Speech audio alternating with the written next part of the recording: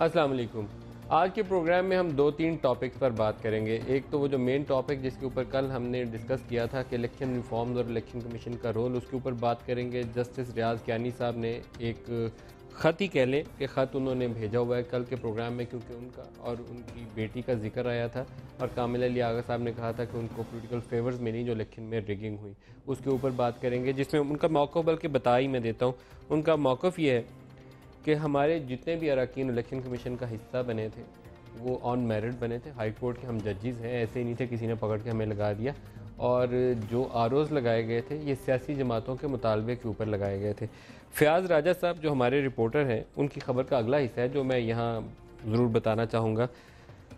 फ़याज़ राजा साहब ने election commission के अरकान से जाके जब मज़ीद इन्वेस्टिगेशंस की तो पता ये चला कि उस वक्त के चीफ़ इलेक्शन कमिश्नर और 3 जो मेंबर्स थे सिंध के मेंबर के अलावा, वो चीफ़ जस्टिस इफ्तिखार चौधरी के पास गए पॉलिटिकल पार्टी से मीटिंग करने के बाद, जिसमें ये मुतालबा आया था कि जुडिशल ऑफिसर्स जो हैं इलेक्शन को कंडक्ट करें ताकि साफ़ सुथरा काम रहे। तो चीफ़ जस्टिस इफ्तिखार चौधरी ने, क्योंकि पहले जुडिशल पॉलिसी आ चुकी थी जिसमें कहा गया था कि ये जुडिशल अफसरान ये काम नहीं करेंगे, तो उन्होंने कहा कि एक शर्त के ऊपर आपको आरोज़ मिलेंगे अदलिया से, अगर आप उनको कंट्रोल करने की कोशिश नहीं करेंगे और इलेक्शंस के बाद उनको केसेस में नहीं उलझाएंगे। तो उन्होंने इसके ऊपर कहा कि इलेक्शन कमीशन के अंदर तहफ़्फ़ुज़ात मौजूद थे, लेकिन हमने ये काम किया। हमने गुज़श्ता रोज़ जो ख़बर दी थी कि इलेक्शन कमीशन ने ख़ुद से अपने आइंदा इलेक्शंस के लिए जो रिपोर्ट सबमिट की है उसमें कन्फेस किया है कि आरओज़ और डीआरओज़ के ऊपर हमारा कंप्लीट कंट्रोल नहीं था, और अगर कोई सिक्योरिटी ऑफिसर या आरओ वहाँ पे विलफुली कोई वोट रिगिंग में इन्वॉल्व होता है तो हम उसके ख़िलाफ़ कोई सज़ा देने का इख्तियार भी नहीं रखते।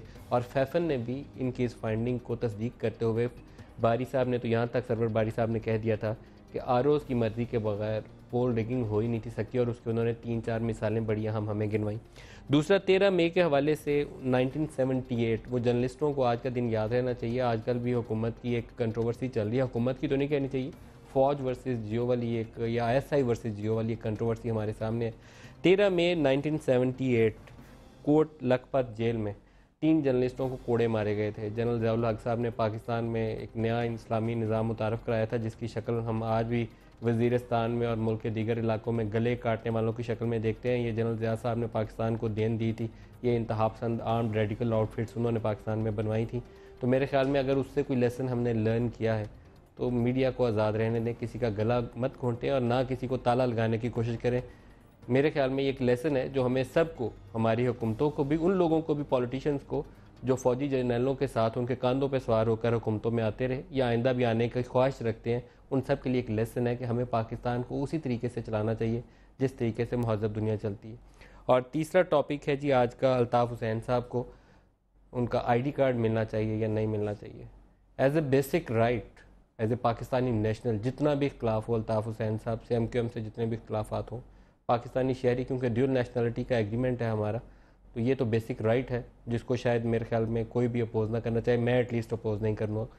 यही 3-4 टॉपिक हैं जिसके इर्द गिर्द आज का प्रोग्राम हम बात करेंगे। और इस्लामाबाद स्टूडियोज़ में हमारे साथ आज शरीक गुफ्तगू होंगे पाकिस्तान तहरीक इंसाफ के सीनियर रहनुमा शफ़क़त महमूद साहब।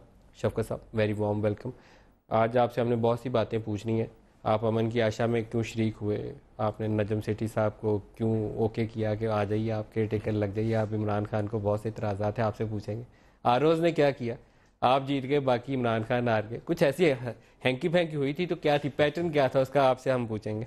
इसके अलावा फैसल सब्ज़वारी साहब MQM से हमारे साथ हैं, कराची से।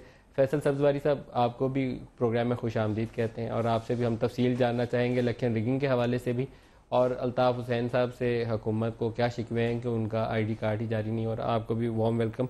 कमर ज़मान कायरा साहब, वी होप कि हमें ज्वाइन करेंगे। शफ़क़त साहब, पहले आपसे स्टार्ट करूँगा, ये फरमाइएगा क्या हुआ इलेक्शन डे पे, क्योंकि नजम सेठी साहब को आपने ओके किया था कि ठीक है हमें कोई इतराज़ नहीं है। जी, बिस्मिल्लाहिर्रहमानिर्रहीम। ये दुरुस्त है कि हमने उस वक़्त इतराज़ नहीं किया था क्योंकि हमारे से कंसल्टेशन तो नहीं हुई थी ना। कंसल्टेशन तो थी between opposition and government. Imran से पूछा था, लेकिन उन्होंने हमने उसको नहीं किया। आपने ओके कर दिया, आपने ऑब्जेक्शन नहीं रेज़ किया। एक्चुअली 2-3 चीज़ें हैं जिनके बारे में हमें बड़े तहफ़्फ़ुज़ात हैं। मतलब मेरे हल्के में मेरा अपना अंदाज़ा ये था, जितना एक उभार था, जितने लोग सपोर्ट कर रहे थे कि हम को 30-40 हज़ार से जीतेंगे, लेकिन हमें कई जगह पे बड़ी सख्त शिकायत आई बूथ कैप्चरिंग की, कि वहाँ पे ठप्पे लगाने की कोशिश की जा रही है और कुछ जगह हुआ भी है। दूसरा ये था कि हमने फिर विजिलेंस बहुत दिखाई जिस वक्त पोलिंग क्लोज हुई है, उसके बाद काउंटिंग के टाइम पे मेरी कंस्टिट्यूंसी की मैं बात कर रहा हूँ, आपके पोलिंग एजेंट वगैरह बड़े तगड़े हमने होकर बैठे बड़े, और जहाँ जहाँ हमें प्रॉब्लम नज़र आया हम वहाँ पहुँचे। और उसके बाद शायद आपको याद होगा कि मैंने रात को 12:30-1 बजे मीडिया पे जाके इस चीज़ का बहुत इजहार किया, क्योंकि मुझे खबर मिली कि शायद मेरे नवाज शरीफ साहब से पहले या उनके बाद? उनके बाद मुझे ये खबर मिली कि आप, क्योंकि मेरी जो काउंट आई थी उस वक्त वो, उससे मैं कुछ 6-8 हज़ार से जीत रहा था, तो मुझे ये खबर मिली कि जी ये आप तो 10,000 से हारे हैं। तो मैंने समझा कि ये मेरे से हाथ होने लगा। सो फिर मैंने टेलीविज़न पे गया, मुख्तलिफ चैनल्स पे। इमरान खान के हल्के में क्या हुआ? क्योंकि सबसे ज़्यादा मैं सिर्फ एक आखिरी चीज़ कह दूँ, और आखिरी काम ये किया कि मैं सीधा आरओ साहब के पास गया, और मैं जब तक सुबह 5:30 बजे करीब तक मुझे रिज़ल्ट नहीं मिला, मैं वहाँ से नहीं हिला। और हम वहाँ पे जितने लोग पहुँचे और बैठे रहे, हमने रिज़ल्ट जब तक फाइनल डिक्लेयर नहीं हुआ वहाँ से नहीं। अच्छा, सबसे बड़ी मिस्टेक जो पीटीआई के लोगों ने की है, वो सबसे बुनियादी जो गलती की थी, जहाँ पे भी उनको शिकायत है वहाँ पे आपके जो कॉन्टेस्टिंग कैंडिडेट्स थे, उनके पोलिंग एजेंट्स वो जगह छोड़ के चले गए थे। उसके बाद जितनी भी शिकायत करें उसके अजाले का तरीकाकार या उसका सबूत मेरा ख्याल है कि पोलिंग एजेंट बैठा रहे तो फिर ये करना मुश्किल हो जाता है। इसका अगर तज्जिया किया जाए कि कौन हमारे से क्या गलतियाँ हुई हैं, तो उसमें यकीनन हमारे लोग पहली दफ़ा इलेक्शन में गए थे, बहुत सारा कुछ सीखने का भी था। और एक बड़ी इंटरेस्टिंग बात यह है कि जहाँ जहाँ कैंडिडेट्स आरओज़ के पास आरओज़ के पास पहुँचना आसान नहीं था बाय द वे, क्योंकि बिल्डिंग्स जो थी वो सारी सराउंडेड थी, और हम तो वो प्रिजाइडिंग अफसर जा रहे थे उनके साथ मिल के, तो अंदर पहुँच गए। और ये मेरे लिए एक बड़ा इंटरेस्टिंग स्टेटिस्टिक है कि 4 कैंडिडेट लाहौर से आरओज़ के पास पहुँचे। हमारे जो 13 सीट्स नेशनल की और मेरे ख्याल कुछ 30 एक प्रोविंशियल की थी, 4 कैंडिडेट आरओज़ के पास पहुंचे और वो चारों जीत गए। एक सवाल पूछ लूँ फिर मैं जाऊंगा फैसल साहब की तरफ। नजम सेठी साहब मेरे भी दोस्त हैं और आपके भी दोस्त हैं, मैं आपको मुश्किल में नहीं डालूंगा, लेकिन ये 35 पंक्चर फिर लगे कहाँ पे? मेरा ख्याल है कि कुछ तो फैफन की रिपोर्ट आई है जिसमें बहुत सारी कंस्टिट्यूएंसीज ऐसी उन्होंने पॉइंट आउट की हैं कि जहाँ पर रिजेक्टेड वोट्स जो हैं वो जो मार्जिन विनिंग और लूजिंग का है उससे ज़्यादा है। दूसरा मैं आपको एक चीज़ बता दूं, नवाज शरीफ साहब, आपके ख्याल में दैट इज़ अ फैक्टर, वो जो वोट्स रिजेक्ट किए गए? मेरा ख्याल है कि फैक्टर है वो। अच्छा, और एक चीज़ और जी, दूसरा ये था कि जो पोलिंग स्टाफ था, जब उनको ये पता लगा, और ख़ास तौर पर नवाज शरीफ साहब की तकरीर के बाद, अभी काउंटिंग जारी थी, अभी काउंटिंग ख़त्म नहीं हुई थी, जब उनको पता लगा कि जी ये तो विक्ट्री डिक्लेयर हो गई है, उसके बाद हमारे से कॉपरेशन जो थी टोटली ख़त्म हो गई, पुलिस की भी, बाकी लोगों की भी, और कई जगह 3-3 रात के 3-3 4-4 बजे तक झगड़े होते रहे। लेकिन फिर इसका इल्ज़ाम जियो को देना थोड़ा सा ओवरडू नहीं हो जाता? नहीं, देखिए वो एक अलग सब्जेक्ट, वो तो एक प्रेस उनकी एड्रेस था ना जिसमें उन्होंने एक क्लेवर मूव की कि आए वो स्टेटमेंट दे के इन्फ्लुएंस किया, ये कह लें कि इन्फ्लुएंस किया इलेक्शन आउटकम को। मेरा ख्याल है कि वो एक अलग सब्जेक्ट है। चले फैसल साहब, मैं उसमें सिर्फ इतना ज़रूर कहूँगा कि आइंदा इलेक्शन में ये ज़रूर किया जाए कि ये जब तक फाइनल रिजल्ट ना आए तब तक मीडिया जो है वो पॉलिटिकल लीडर्स की जो तकरीरें हैं उनसे इज्तनाब करें। वैसे इंडिया में अभी नताइज आने हैं फ्राइडे को, एग्जिट पोल्स आ रहे हैं जिसमें मोदी को वो कह रहे हैं जीत चुका है, तो इट डजंट मीन कि वो तो मीडिया कह रही है ना, तो वहाँ पे लेकिन वो कैंडिडेट कहना है कि लीडर खुद से ना अपनी विन अनाउंस कर दे। इससे ज़्यादा बेहतर यह है कि जो आपके पोलिंग स्टाफ इलेक्शन कंडक्ट करता है उसकी ट्रांसपेरेंसी और उस तरीकाकार को यकीनी बनाया जाए। तो आपने आपको पूरा फार्मूला दिया है। फैसल सब्जवारी साहब से बात करते हैं। फैसल साहब, इलेक्शन के ऊपर शायद ही पाकिस्तान में कोई जमात हो, जीती हुई जमात समेत हर जमात का शिकवा यह है कि उनके साथ हाथ हो गया। यहीं से स्टार्ट करते हैं, फिर अल्ताफ़ हुसैन साहब के हम आईडी कार्ड की तरफ आएंगे। क्या हुआ क्या था इलेक्शन डे के ऊपर? मेरे ख्याल में नदीम भाई, मुझे नहीं पता, शफकत महमूद साहब बहुत सीनियर आदमी हैं, कितने इन्होंने प्रैक्टिकली देखे होंगे। मैं बहुत तालिब इल्म हूँ सियासत का, लेकिन 3 इलेक्शंस मैंने लड़े हैं और उससे पहले 3 जो है वो लड़वाए हैं स्टूडेंट पॉलिटिक्स में रहते हुए। यकीनन इस इलेक्शन में भी बदइंतज़ामी उरूज पे थी। इस इलेक्शन की मेरे ख्याल में जो हाइप है वो भी बहुत ज़्यादा थी। जितनी बड़ी तादाद में मीडिया है, जितना पैसा इन इलेक्शंस में चला है, मैं इस तालिब इल्म में कभी अपनी ज़िंदगी में नहीं देखा। अरबों रुपए की कैंपेन्स कभी नहीं देखी। उसकी बुनियाद के ऊपर सेंटिमेंट को डेवलप करना और ओपिनियन को, और मीडिया हाउसेस बाकायदा लाइन ले रहे थे और इंक्लाइंड थे। और अभी तो देखते भी हमारे जियो के दोस्त खुद बताते हैं कि जी हमने तो सपोर्ट कर रहे थे हम पीटीआई को वन वे और अदर, वो बताते हैं। मेरे ख्याल में मिसमैनेजमेंट का उरूज था। मैं 2008 के इलेक्शंस का मैं आपको मिसाल दूं कि बाकायदा मैं और हैदर अब्बास रिजवी साहब, मैं इसी हल्के से कराची के हल्का 126 से इलेक्शन लड़ा था सूबाई असेंबली का, और हैदर अब्बास रिजवी साहब मैंने 253 से लड़ रहे थे। एक शाम पहले हमें रिटर्निंग अफसर ने, जो कि जुडिशल ऑफिसर थे, जो कि जज थे, उन्होंने तलब किया और कहा, सारे कैंडिडेट्स को तलब किया कि जनाब आपके हल्के में इलेक्शन नहीं हो सकता। हमने कहा भाई क्यों नहीं हो सकता, पूरे पाकिस्तान में इलेक्शन हो रहा है। तो फरमाने लगे कि जनाब जो प्रिजाइडिंग का अमला है वो आपके हल्के में बहुत सारी जगहों के ऊपर जाने से इनकारी है। कराची का फाटा मेरे हल्के में है, सोराब गोट और इस तरीके की सारी जगहें। तो वो बहरहाल उनकी मन्नतें करने पड़ी जनाब, किसी तरीके से अफसरान को रिक्वेस्ट को खुदा का वास्ता जाएँ तो लोग, वो कहने लगे वहाँ पुलिस नहीं जाती, हम कैसे जाएंगे। सूरत हाल इस दफ़ा इसलिए मज़ीद अबतर हो रही थी कि जनाब पहली दफ़ा मैं ये देख रहा था कि जनाब पोलिंग का अमला, नॉर्मली ये होता है कि 8 बजे पोलिंग शुरू है, कहीं 8:30 बजे बमुश्किल बूथ्स की डिटेल नहीं लगती है, वोटिंग जो लिस्ट होती हैं उनको सेपरेट करके नहीं लगाया हुआ होता है, गाइडेंस प्रॉपर नहीं होती है। लेकिन मेरे अपने हल्का इंतखाब में दर्जनों ऐसे पोलिंग स्टेशंस थे कि जहां 11 बजे 12 बजे पोलिंग शुरू नहीं हो रही थी। और मेरे हल्के के वोटर्स गवाह हैं कि मेरे अलावा शायद ही कोई कैंडिडेट जो है, और मेरी जमात के नेशनल असेंबली के जो हम मुजम्मिल कुरैशी साहब, हमारे अलावा कोई वहाँ घूम नहीं रहा था कि खुदारा पोलिंग शुरू करें। इलेक्शन कमीशन से भी कह रहे थे। आरोज ने किया क्या आरोज ने?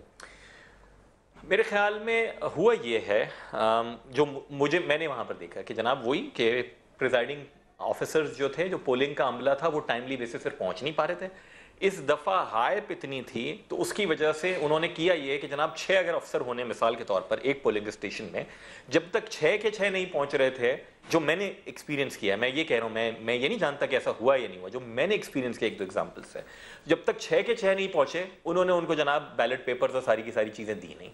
6 नहीं पहुंचे, कोई किसी भी वजह से XYZ वजह से लेट हो गया, वहाँ लोग लाइन में लगे हुए हैं, हमारे मुतासर हो रहे हैं और बार बार आ रहे हैं और बार बार जा रहे हैं।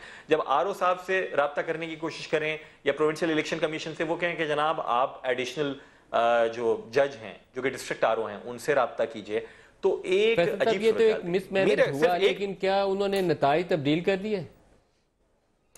देखिए, जो इतना मैंने सीखा है, जितना मैं जानता हूँ, 2002 में मैंने इलेक्शन लड़ा, रात तक जिस तरह शफकत महमूद साहब बता रहे हैं, मैं बहुत क्लोजली कंटेस्ट कर रहा था उस सीट के ऊपर, और जहां हमारा नहीं बैठे थे पोलिंग एजेंट, वहां उन हल्कों में हमारे साथ हाथ हो गया, और बहुत क्लोजली मैं उस हल्के से PS 118 से। सुबह ये पता चलता है कि जनाब मैं 22 वोट से इलेक्शन हार गया। क्या जनाब, अच्छा ठीक है, अब इलेक्शन पिटीशन में जाएंगे, देखेंगे क्या हुआ। एक होती है फाइनल कंसोलिडेशन, जो कि फॉर्म 14 की बुनियाद के ऊपर होता है। मैं आपके नाजरीन के लिए बता दूं कि जनाब फॉर्म 14 वो फॉर्म्स होते हैं कि हर पोलिंग बूथ के ऊपर जितने वोट डाले गए हैं हर कैंडिडेट के, वो एक फॉर्म पर तहरीर किए जाते हैं, मनसूख शुदा तनसीख शुदा वोटों के, और टोटल जितने वोट डाले गए थे उनका एक काउंट होता है, और उसकी एक एक कॉपी तमाम पोलिंग एजेंट्स को मिल जाती है। उसकी एक फाइनल कंसोलिडेशन होती है, रिटर्निंग अफसर के सामने जमा किए जाते हैं कि जनाब अलाउडली पढ़ के सुनाए जाते हैं, पोलिंग स्टेशन नंबर 1 पतंग 100 बल्ला 50, इस तरीके से, और वो आप कर लेते हैं। जब फाइनल कंसोलिडेशन हुई 2 दिन के बाद, तो मैंने ये देखा कि मेरे 100 वोट कम गिने गए थे और मैं 78 वोट से जीता हुआ पाया गया। लेकिन हमारे उस वक्त जो चीफ इलेक्शन कमिश्नर साहब थे, माशाल्लाह उन्होंने मेरा नतीजा रोक दिया, रीकाउंट ऑर्डर की, और पाकिस्तान का शायद वाहिद हल्का होगा, उस वक्त PTI होती तो शायद उससे कुछ ज्यादा हो चुका होता। PTI नहीं थी, MMA के दोस्त थे, उन्होंने मैग्नीफाइंग ग्लास से बैलेट पेपर की पुष्ट चेक करवाई कि जैसे MQM ने बैलेट पेपर खुद प्रिंट करवा लिए थे और उनके ऊपर ठप्पे लगा रहे थे। तो मुझे ये लगता है कि हम हारने वाले जो होते हैं, हम शायद इसी तरीके की मेंटालिटी, जब भी आप हार रहे होते हैं, प्रॉब्लम क्या है, जिसको शफकत महमूद साहब कह रहे हैं कि जनाब PTI फॉर्मूला लेकर आई। कायरा साहब को 2007 में गुफ्तगू में शामिल कर लूं, मैं दोबारा आपकी तरफ आता हूं। एक प्रोग्राम में शाहिद सैयद साहब थे मेरे पास इलेक्शंस के दिनों में, तो उन्होंने ये फॉर्म 14 की कुछ वो कॉपीज दिखाई, और कमरजमान कायरा साहब उसमें बड़ी इंटरेस्टिंग चीज़ें थी कि ROs क्या कर सकते हैं कि जहां पर 20 थे वोट, वो 20-202 हो चुके थे, और इसी तरीके से वो नंबर्स को एक आगे डाल के या एक पीछे डाल के हारने और जीतने वाले के फ़र्क को तब्दील करने में बहुत अहम रोल अदा किया था। और उसमें एक मिस्टेक पोलिंग एजेंट्स की थी, जिन्होंने साइंड कॉपी हासिल नहीं की, या पोलिंग स्टेशन के बाहर वो चिस्पा नहीं की गई थी, तो ROs के पास एक ऑप्शन थी, उसने ऊपर नीचे कर ली। इस दफ़ा क्या हुआ, आपसे जानना चाहूँगा कमरजमान कायरा साहब। हाँ नदीम साहब, बहुत शुक्रिया। पहली बात तो यह है कि अगर किसी जगह पे इलेक्शन में धांधली होती है, मेरे साथ मिसाल के तौर पे मेरे साथ धांधली होती है, और मेरे वोट जहाँ पे रजिस्टर्ड वोटों से ज्यादा वोट पड़ते हैं, इलेक्टोरल प्रोसेस चेंज कर दिया जाता है, वहाँ पे प्रिजाइडिंग अफसर या एपीओ जो होते हैं वो अगर कोई धांधली करते हैं, अगर पोलिंग एजेंट्स को वहाँ नहीं बैठने दिया जाता या किसी को एडिशनल वोट दे दिए जाते हैं, यानी वोट अगर किसी पोलिंग स्टेशन पे पड़ा है 100 या उसका रजिस्टर्ड वोटर है 100 और वहां से 150 वोट निकल आया, तो प्रिजाइडिंग अफसर के पास तो 150 वोट इशू ही नहीं हुआ, उसको जो 50 वोट इजाफी मिले, वो आखिर सारी मिसमैनेजमेंट का जिम्मेदार कौन होगा? रिटर्निंग अफसर होगा, कैंडिडेट होगा, इलेक्शन कमिश्नर होगा, क्योंकि इमीडिएट ऑफिस जो हैंडल कर रहा होता है सारे इलेक्शन को, जो मॉनिटर कर रहा होता है, वो आरओ होता है, लिहाजा सारी जिम्मेदारी उस पर होती है। अब सवाल ये आया कि इस दफा क्या हुआ, मुख्तलिफ हलकों में मिसाल के तौर पे एक जगह पे रजिस्टर्ड वोट हैं 1600 और वहां पे कास्ट हो गए हैं 5600, तो मैं किसको ब्लेम करूं? अगर किसी जगह फॉर्म 14 फॉर्म 15 जो है उसके अंदर वोट कम दर्ज हैं और आरओज ने जो रिजल्ट दिया है वो उससे मुख्तलिफ है, तो मैं किसको ब्लेम करूंगा, किसको इल्जाम दूंगा? यकीनन आरओ को ना।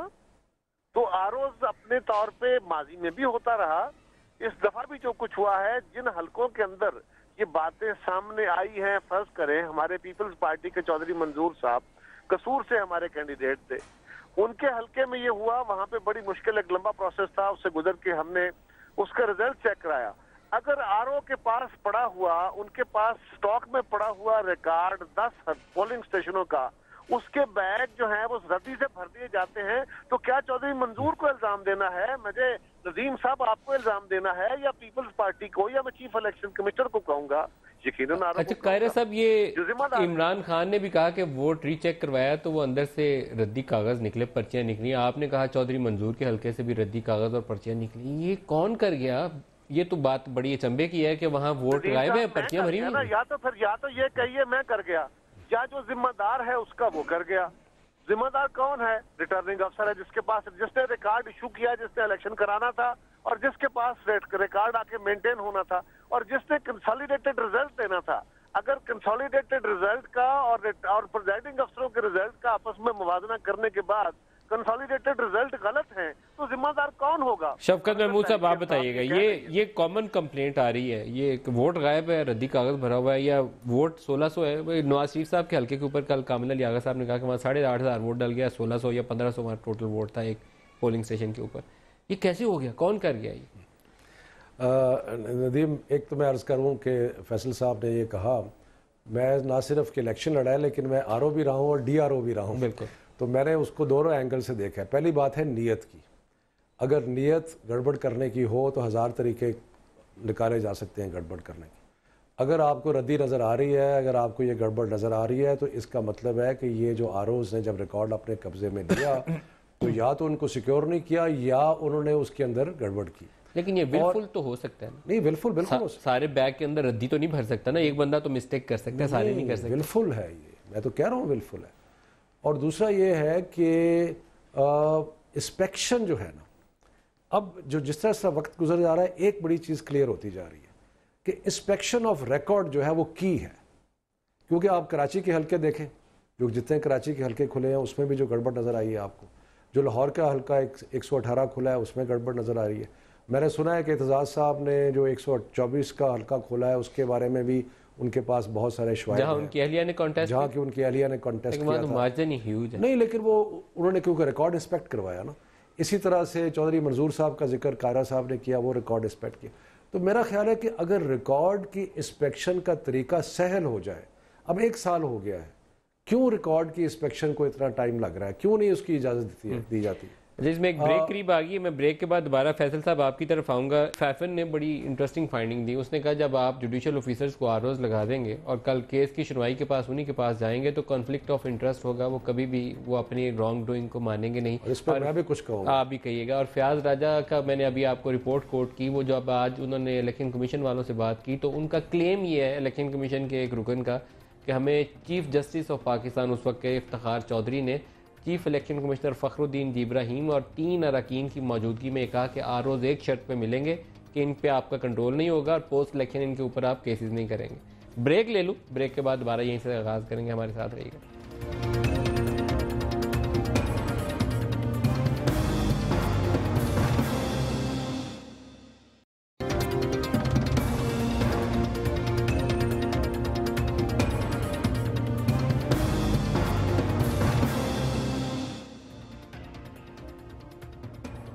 प्रोग्राम में दोबारा खुश आमदीद कहते हैं। फैसल सब्जवारी साहब, हम ये इलेक्शन वाले इशू को भी डिस्कस करते रहेंगे। ये फरमाइएगा कि अल्ताफ़ हुसैन साहब के आईडी कार्ड के ऊपर क्या कंट्रोवर्सी है। एक वाजिद शमसुल हसन साहब का आज स्टेटमेंट है कि हमने नादरा की टीम को भिजवाया था और यूके में हम बाकी लोगों को भी फैसिलिटीज़ देते हैं, अगर कोई बीमार हो या किसी को सिक्योरिटी इशू हो तो वहाँ हम घर भिजवा देते हैं, और वो फ़ी वगैरह भी उनकी पे हो चुकी है, कोई इशू पेंडिंग नहीं है, रिकॉर्ड भी मौजूद है। ये उनका स्टेटमेंट अभी मैंने छपा हुआ देखा है डॉन न्यूज़पेपर के अंदर।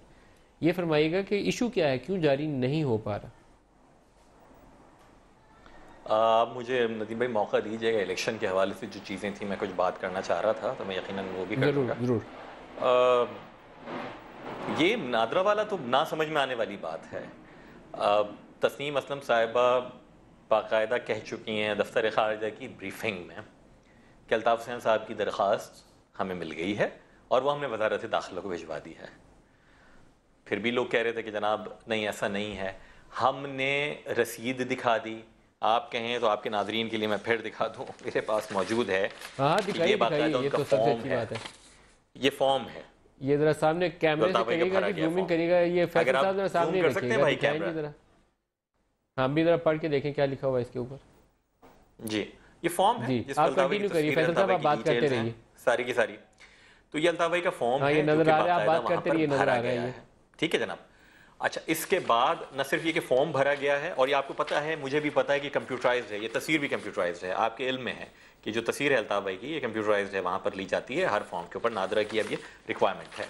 ये उसकी रिसीट है, उसका ट्रैकिंग नंबर है, कोड है जिस पे उसकी फीस पे हुई है, ये बार कोड है, सारी की सारी चीज़ें मौजूद हैं। ठीक है जनाब। अब ये सब हो गया जमा। अब उसूल ये है नाइकॉप का कि जनाब आप एक हफ्ते में कार्ड दे देते हैं। 4 अप्रैल का वाक़या है, अब नहीं दिया गया। हम ये जानना चाहते हैं कि what's going on, what's cooking. आज बलीग साहब ने ये कह दिया कि जनाब डाटा जो है उड़ गया है। डाटा कहाँ से उड़ जाता है नादरा? इट मीन्स कि आपके पास तो पूरे मुल्क का, तमाम पाकिस्तानियों का, दुनिया भर में जहाँ भी हैं उनका डाटा आपके पास मौजूद है कंप्यूटर में। ये किसी बच्चे की हार्ड डिस्क है जो हर महीने वो जनाब रिसाइकिल बिन में डाल देते हैं फाइल्स, और उसके बाद रिसाइकिल बिन को भी एम्प्टी कर देते हैं। This is non seriousness. इसलिए हमने मुतालबा किया है कि जनाब ये क्यों है ये, वो तो बाकी बातें मालूम है, सारा दिन से हम देख रहे हैं, लेकिन ऐसा क्यों है? हुकूमत की इंटेंशन क्या है? क्योंकि ये तो मेरे ख्याल में एक सिटीजन का बेसिक राइट होता है। हमारा ड्यूल नेशनलिटी का एग्रीमेंट है बरतानिया से, कोई ऐसा इशू तो नहीं है कि क्यों का जवाब नदीम भाई यकीनन वजारत दाखिला देगी। देखिए, मैं अफसोस के साथ ये कहता हूँ कि हमने 12 मुख्तलिफ इदारों में मुख्तलिफ अफसरान के ज़ाती और इदारा जाती तासुबात को भुगता है पिछली कई दहाइयों में। अफसोस के साथ एक दफ़ा फिर इस तरह का इवेंट नज़र आ रहा है। उन अफसरान का क्या कसूर था? ये नादरा का अगेन वेबसाइट के ऊपर मौजूद है कि बरतानिया में जो मोबाइल रजिस्ट्रेशन जो उनका कहलाता है MRT, उसके तहत वो लोगों को लेकर जाते हैं। ये वहाँ पर लिखा हुआ है, मौजूद है कि जनाब वैन्स उनकी जाती हैं, मुख्तलिफ लोगों को लेकर आते हैं। ये लिखा हुआ है, मौजूद है, वेबसाइट के ऊपर मौजूद है। अगर किसी को शक है कि मैं झूठ कह रहा हूँ तो इस वेबसाइट के ऊपर देख लें। इसके तहत उनके अफसरान आकर वो डिटेल्स ले गए कायद तहरीक जनाब अल्ताफ हुसैन की। वजारत दाखिला बजाय इसके कि उनको नाइकॉप या फिर इसके बाद उनको उनका कार्ड मुहैया करें, अल्ताफ भाई को उनका पासपोर्ट मुहैया करें, इन अफसरान को आप तबादला कर देते हैं। अब ये शो करता है कि जनाब कहीं ना कहीं वजारत दाखिला में अफसरान के लेवल के ऊपर नहीं, तो जहां पर फैसला हो रहा है ये तासुब से काम लिया गया है मेरे कायद के हवाले से, जो कि मैं कायरा साहब से भी और साहब से भी इस पर राय लेना चाहता हूँ। कायरा साहब, पहले आप फरमाइए, नाइकॉप या CNIC एक शहरी का बुनियादी हक होता है, मिलना चाहिए अल्ताफ हुसैन साहब को या नहीं मिलना चाहिए? ना दें जी भाई, नहीं, आप क्या करना चाहिए? देखिए जी, दोनों अलग अलग सूरत हाल है। नाइकॉप पाकिस्तान का वो शहरियों का हक है जिन्होंने दीगर ममालिक की शहरियत ले ली। अपनी शहरियत अगर सरेंडर कर दी तो और बात है, दीगर शहरियत ले ली तो उनको एक नाइकॉप आपने दिया, उसकी इशुएंस का अपना तरीकाकार है। बेसिक जो ID कार्ड है वो मेरा पाकिस्तान की शहरी के तौर पे एक हक है। दोनों के इजरा का तरीकाकार मुख्तलिफ है, दोनों का अपना प्रोसीजर है। अल्ताफ हुसैन साहब ने डुअल नेशनलिटी क्योंकि ली हुई थी, उनको नाइकॉप अगर इशू हुआ है जमात के लीडर हैं, कि उनका प्रोसेस जो अगर उन्होंने अप्लाई किया है तो जल्द अप्लाई करके उसको उस प्रोसेस को मुकम्मल किया जाए। ये बात इस बात का भी इजहार करती है कि हमारे बहुत सारे पाकिस्तानी भाई बहन जो दुनिया में बैठे हैं उनके साथ ही रोज मसला होता है। मेरे हल्के के बेशुमार लोग हैं, उनके साथ रोज ये प्रॉब्लम आता है कि वो वहां से, क्योंकि जो सारा इलेक्ट्रॉनिक सारा आजकल बन रहा है, डिजिटल सारा सिस्टम, उसमें प्रॉब्लम ये आ गया है कि नादरा से वेरिफिकेशन का प्रोसेस वहां पे ऑनलाइन नहीं होता, उसके अंदर डिले होता है, बाद महीना महीना, डेढ़ दो। लेकिन अल्ताफ हुसैन साहब इस मुल्क के मोतबर लीडर हैं, उनका प्रोसेस अगर डिले हुआ है तो नहीं होना चाहिए। गवर्नमेंट को चाहिए, वज़ीर दाखिला को चाहिए कि अगर डिले हुआ है तो अब उसको प्रोसेस को एक्सपीडाइट करके उनको स्पेशल जल्दी उनका पासपोर्ट इशू किया जाए। दुरुस्त है। शफकत महमूद साहब, आपकी जमात का क्या मौक़िफ़ है? उनका कार्ड बनना चाहिए? ये बिल्कुल सिंपल मौक़िफ़ है हमारा कि वो एक डुअल नेशनल है और जो कानून डुअल नेशनल्स के लिए मौजूद है वो उस कानून के मुताबिक अल्ताफ हुसैन साहब को भी वही चीज़ें मिलनी चाहिए जो कि डुअल नेशनल्स को मिलती हैं। अगर डुअल नेशनल्स को नाइकॉप मिलता है तो उनको मिलना चाहिए, डुअल नेशनल्स को पासपोर्ट मिलता है तो उनको मिलना चाहिए। वो ये क्यों हो कि किसी की एक कतई नज़र इसके कि वो एक कौमी एक बहुत बड़ी जमात के लीडर हैं, उसके अलावा उनके हकूक़ हैं बतौर पाकिस्तानी शहरी, वो हकूक़ से क्यों डिनाई किया जाए? उनको बेसिक उस राइट को डिनाई नहीं किया जा सकता। बिल्कुल डिनाई नहीं किया जा सकता। अच्छा, जी फैसल साहब, आप कुछ ऐड कर रहे हैं? नहीं, बिल्कुल मैं एहतराम करता हूँ कमर जमान कायरा साहब का भी, शफकत महमूद साहब का भी, और जिन लीडरान कराम ने मुख्तलिफ जमातों के आज भी नेशनल असम्बली में और सेनेट में इन्हीं ख्यालात का इजहार किया है। काश यही ख्यालात वजारत दाखिला के तमाम हुकाम के ऊपर से नीचे होते तो ये मसला होता ही नहीं। हमने तो जब अप्लाई किया था, प्रॉपर्ली अप्लाई किया था, फीस भरी थी, जो तरीक़ेकार है एक आम पाकिस्तानी के लिए, या अगर मोबाइल रजिस्ट्रेशन होती है तो उसके तहत किया था। That's it. फैसल साहब, मेरे ख्याल में अब एक्सपेडाइट हो जाएगा। दो बड़ी जमातें, तगड़ी जमातें जो है पाकिस्तान पीपल्स पार्टी और पीटीआई, दोनों ने आपको ऑन एयर सपोर्ट किया है, तो मेरे ख्याल में चौधरी निसार साहब बातें सुन रहे होंगे, कायरा साहब की भी और शफकत साहब की। समझना चाहिए कि अल्ताफ हुसैन साहब के मामले में जो डिले हुई है वो नाजायज हुई है, लेकिन इस मामले को ओवरऑल व्यू करना चाहिए। ओवरसीज पाकिस्तानी का बहुत बड़ा मसला है ये सारे मामले को एक्सपेडाइट करने के लिए अल्ताफ हुसैन साहब की डिले हो सकता है, बाकी लोगों के बेहतरी का बायस बन जाए। दुरुस्त कह रहे हैं आप, मैं आपको सपोर्ट करता हूं। मसला नहीं है नदीम भाई, मैं कायरा साहब का बिल्कुल एहतराम कर रहा हूं और बिल्कुल सही कह रहे हैं। चलाने में उनका बड़ा क्लीदी किरदार है। नहीं, मैं अर्ज करूं कायरा साहब, दोबारा अपने टॉपिक की तरफ, इलेक्शन रिगिंग की तरफ आ जाएं। फैसल साहब उसी टॉपिक की तरफ आ जाएं। पहले मैं एक जुमला ये कहना चाहूंगा कि अल्ताफ भाई के केस में डिले नहीं है, अल्ताफ भाई के केस में डिले नहीं है, वो यकसर इनकारी हैं वजारत दाखिला के हुक्काम के, हमें इस तरह की एप्लीकेशन आई या फिर हमारे पास डाटा मौजूद है, तो दिस इज समथिंग फिशी। लेकिन डॉक्यूमेंट तो अब तो रसीट्स आपके हाथ में, फिर क्या कहेंगे वो? ये तो उनके लिए कहना मुश्किल हो जाएगा ना। आज वाजिद शमसुल हसन ने भी आपके इस मौक़िफ़ को री-इंडोर्स कर दिया बयान दे के कि डाटा वेटा सब कुछ है, फिर उनके खिलाफ कार्रवाई करें। कायरा साहब की तरफ वापस आते हैं जी, टॉपिक उसी की तरफ, इलेक्शन रिगिंग। आइंदा इलेक्शन में क्या किया जाए कि जो एपिसोड हो गया है उसको दोहराया ना जा सके? नदीम साहब, पाकिस्तान पीपल्स पार्टी हमेशा इलेक्शन में रियासती धांधली का शिकार रही है। ये हमारी तारीख है, 85 के इलेक्शन से ऑनवर्ड चलते चले आए, जो कुछ हुआ है आपके सामने है। उससे पहले इलेक्शन के ऊपर भी हमारे अपने दौर में जो होने वाला इलेक्शन था उससे भी सवाल उठाए गए थे, तहरीक के लिए थी बाकायदा उसके खिलाफ। लेकिन जो हमारे साथ होता रहा, हर इलेक्शन में बीबी शहीद के खिलाफ भी यही होता रहा। लेकिन हमने जब अपने दौर में आए तो हमने सारी जमातों के साथ मिलकर इलेक्टोरल प्रोसेस को क्लीन करने की कोशिश की, ताकि लोग आज़ादी राय के तहत, अपनी इंडिपेंडेंट राय के तहत अपनी मर्जी के हुक्मरान चुन सके, अपने नुमाइंदे चुने। अब वो प्रोसेस जो सारी जमातों की मुत्तफिका राय से बनाया गया, तरीकाकार तय किया गया, उसके लिए आईनी तरीकाकार और जो कानून बनाने से वो बनाए गए, एम्पावरमेंट की गई, उसको ऑटोनॉमी दी गई इलेक्शन कमीशन को, वो प्रॉपरली काम नहीं कर सकी।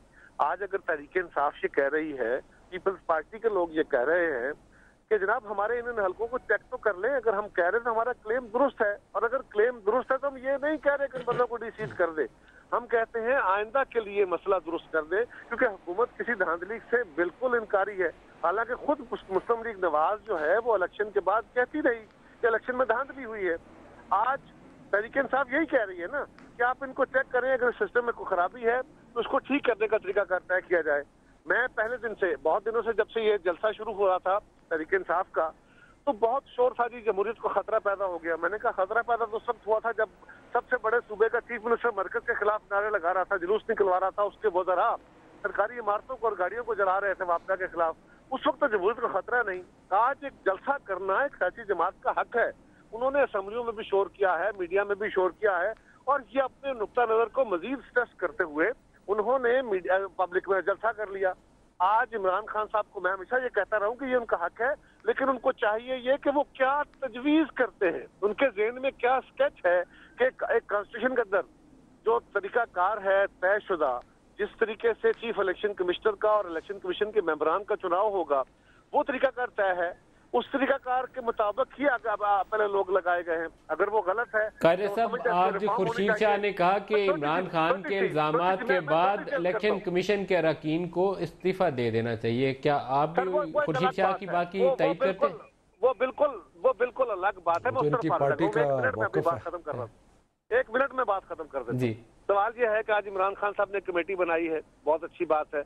उन्हें चाहिए कि उनके जो बाकी लेजिस्लेटर हैं, शफकत महमूद साहब हैं, जावेद हाशमी साहब हैं, शाह महमूद कुरैशी साहब हैं, ये बड़े सीजन लोग हैं, उनके पास बड़े नामी गिरामी वकला हैं, बड़े साबका जज साहब, वो लेजिस्लेशन जो रिक्वायर्ड है वो प्रपोज कर दें ताकि बाकी जमातें बेहतर तरीके ये बात दुरुस्त है, मैं आपको सपोर्ट करता हूँ इसके ऊपर।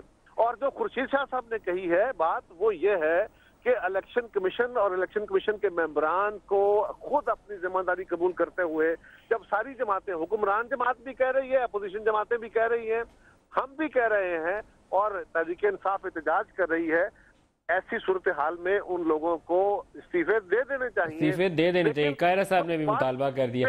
शफकत साहब की तरफ आते हैं। कायरा साहब दोबारा आपकी तरफ आता हूँ। अपॉइंटमेंट कैसे हो? शफकत साहब की तरफ आते हैं।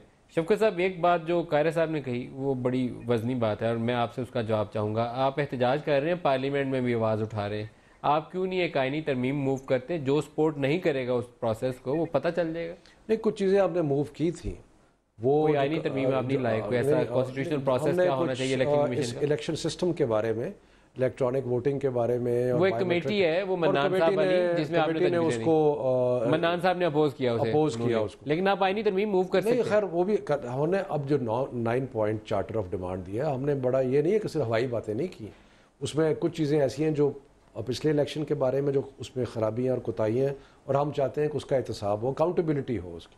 और दूसरा हमने आगे जो बातें की है कि जिसके अंदर केयर टेकर की अपॉइंटमेंट मैं इस नुक्ते के ऊपर आपको रोकूंगा। आपके 9 जो भी नुकात हैं आप उसे आईनी और कानूनी शक्ल देने के लिए अपोजिशन की जो जमातें हैं, पीपल्स पार्टी है, एमक्यूएम से बातचीत करके आप कौमी असम्बली में एक तरमीम लेकर आइए, पता चल जाएगा। दूध का दूध, पानी का पानी। अभी हमने शुरू कर दिया है जी, आप कल से हमारी बाकी पार्टी के साथ बन गई है इनकी, हमने कमेटी बना के कल से बाकी जमातों के साथ मुलाकातें, चौधरी शुजात साहब से आपकी मुलाकात हो रही है, से हो रही है, उसके बाद पीपल्स पार्टी से हो रही है, पीपल्स पार्टी से भी हो रही है, एमक्यूएम से भी हो रही है। आप एमक्यूएम से भी मिलने जा रहे हैं? बिल्कुल मिलने जा रहे हैं, क्योंकि ये एक ऐसा कौमी मसला है, सबसे मिलके, और हम मिल के चाहते हैं कि इलेक्शन के अंदर। लेकिन मैं एक चीज़ ज़रूर कहूँगा, अगर बदनीति है रियासत की, तो आप बेशुमार चीज़ें कर लें, हर चीज़ कर लें, उसमें फिर भी कोई ना कोई, लेकिन कोशिश तो करते रहना चाहिए। कोशिश कर रहे हैं, नीतों का हाल तो अल्लाह ही जानता है। फैसल साहब, आपकी जमात का मौक़िफ़ क्या होगा? क्या अगर इलेक्शन कमीशन को या इलेक्शन प्रोसेस को ट्रांसपेरेंट बनाना हो, electronic voting, magnetising, thermo impression verification या और ऐसे तरीकाकार जो इलेक्शन कमीशन को एक न्यूट्रल अंपायर के तौर पर सामने ले आए, आपकी जमात हमायत करेगी ऐसी किसी आईनी तरमीम? मैं नदीम भाई शुरू में अर्ज करना चाह रहा था, 2007 में मैं एमक्यूएम की उस टीम में शामिल था जिसने 2007 में भी ये कहा था कि कंप्यूटराइज शनाख्ती कार्ड की बुनियाद के ऊपर ही वोटर को वोट डालने का हक देना चाहिए। लेकिन उसके बाद बेनज़ीर भुट्टो साहिबा की जो पिटीशन थी उस पर हमारे साबिक चीफ जस्टिस साहब ने बड़ा तारीखी फैसला दिया, जिसे बाद मीडिया के ज़बरदस्त किस्म के जो लोग हैं वो कहते फिरते हैं कि जनाब जाली वोटर लिस्टें थी 2008 की, जबकि चीफ जस्टिस साहब ने साबिका ये कहा था कि अमलगमेट कर दो, दोनों नई और पुरानी वोटर लिस्टों को मिला दो, और वो तकरीबन 3.5-4 करोड़ का वोट्स का उसमें डिफरेंस आ गया था। यकीनन जो चीज़ें आप कह रहे हैं इंस्टीट्यूशनलाइजेशन के हवाले से, चीज़ों को शफाफ बनाने के हवाले से, वो भी होना चाहिए। लेकिन साथ में मैं एक चीज़ और भी अर्ज करूंगा, एमक्यूएम, पीपल्स पार्टी और एएनपी ने तो बदतरीन प्री पोल रिगिंग का भी सामना किया है। कुछ इलाज इसका भी है, चारा गरां है कि नहीं। हमारे मुताल्लिक तालिबान ने यह कह दिया कि जनाब इनके आप जलसों में ना जाएं, हम मारेंगे लोगों को। इन जमातों से पीटीआई का नाम लिया, जमात इस्लामी का नाम लिया, पीएमएल नून का उन्होंने नाम लिया कि इनसे हम मुज़ाकरात कर सकते हैं या वाया मीडिया इनके ज़रिए हम तलाश कर सकते हैं। हमारे कैंडिडेट्स को मारा गया, हमारे दफातर के ऊपर बम धमाके किए गए, मेरी जमात के सिर्फ 80 फैसल से साहब, ज्यादा अगर मैं सवाल कारकुनान दोहरा लूं, इंतखाबी क्योंकि मुहिम मैं में चाहता हूं हुए, कि इस पहली बार। प्रोग्राम में कोई चीज़ लोगों को सुनने में मिल जाए। अगर कोई ऐसी आईनी तरमीम आती है जिसमें इलेक्शन प्रोसेस को ट्रांसपेरेंट बनाने के लिए तजावीज़ है, क्लियर कट कि इसमें रिगिंग ना हो सके, ट्रांसपेरेंट वोटिंग हो, आपकी जमात उस आईनी तरमीम की हिमायत करेगी? 100% ऐसी स्पिरिट जो आप बता रहे हैं, अगर इस रूह के हिसाब से आईनी तरामीम होंगी तो यकीनन हम हिमायत करेंगे। साथ ही एक चीज, मेरा ये नुक्ता और है, जो अरबों रुपए, जो मजाक है ना कि 15 लाख रुपए एक कैंडिडेट खर्च नहीं कर सकता, उसकी जमात 2 अरब रुपए खर्च कर रही है और इन्फ्लुएंस हो रही है कैंपेन्स के जरिए, और मीडिया हाउसेस उन अरबों रुपयों को हासिल करने के लिए स्पेस दे रहे हैं। मेरे ख्याल में इन सारी चीजों के हवाले से भी हम लेजिस्लेशन प्रपोज करेंगे और हर उस आईनी तरमीम को हम सपोर्ट करेंगे जिसकी स्पिरिट ये फैसल साहब, आपकी बात की बीइंग ए जर्नलिस्ट मैं खुद तईद करता हूं कि वो 2-2 अरब रुपए की मीडिया कैंपेन से अगर कोई मीडिया हाउस बिका है तो उसके ऊपर पॉलिटिकल पार्टी भी और वो मीडिया हाउस भी दोनों जिम्मेदार हैं, और ये किसी एक का नाम नहीं है कि कहें कि जियो ने सारा कुछ कर दिया था। ये सारों के ऊपर पैसे गए थे। जी जी, ये फरमाइएगा। गुजारिश है कि इलेक्शन के अंदर रिगिंग तो हुई, क्योंकि सिलेक्शन में हिस्सा लेने वाले तमाम लोगों ने कहा, इसको मॉनिटर करने वाले फैफन जैसे इदारों ने जो इंडिपेंडेंट, उन्होंने कहा, इंटरनेशनल मॉनिटर्स ने कहा। अब इस बात को छोड़िए, आगे बढ़िए। मसला ये है, तहरीक इंसाफ ने बहुत अच्छा किया, उन्होंने आज कमेटी बना दी है।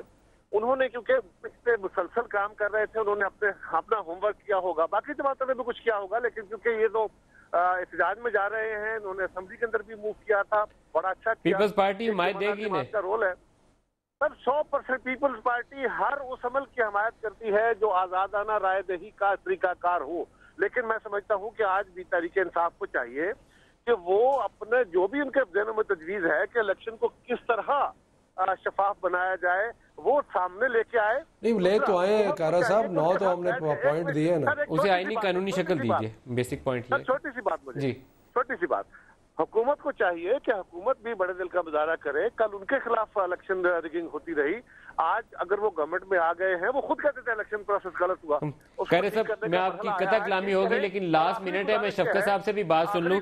2 बड़ी जमातों ने, MKM ने और पीपल्स पार्टी ने ऑनर आपको सपोर्ट दिया है कि आप आईनी और कानूनी तरमीम का बिल लाएं। अगर ट्रांसपेरेंसी का इशू है तो आपको सपोर्ट करेंगे। सिर्फ एक ही जुमला कहिएगा, बिल्कुल एंड आ गया जी, बताइए। हजूरे वाला, कोई अगर दूसरी ताकत, रियासती कुव्वत अगर इलेक्शन प्रोसेस को खराब करती है तो हमें इलेक्शन लॉज को तो दुरुस्त करना चाहिए, उसको तजवीज करना चाहिए। फिर वो हुकूमत के बात में तो नहीं होगा अगर कोई रियासती इदारा कर रहा है, दुरुस्त है, हमें उसको डायरेक्टली अलग करना चाहिए। दुरुस्त। शफकत साहब, आपसे एक सवाल जरूर करना है। अमन की आशा, आपने बहुत से इल्जामात आयद किए जियो के हवाले से, आपकी जमात ने आयद किए।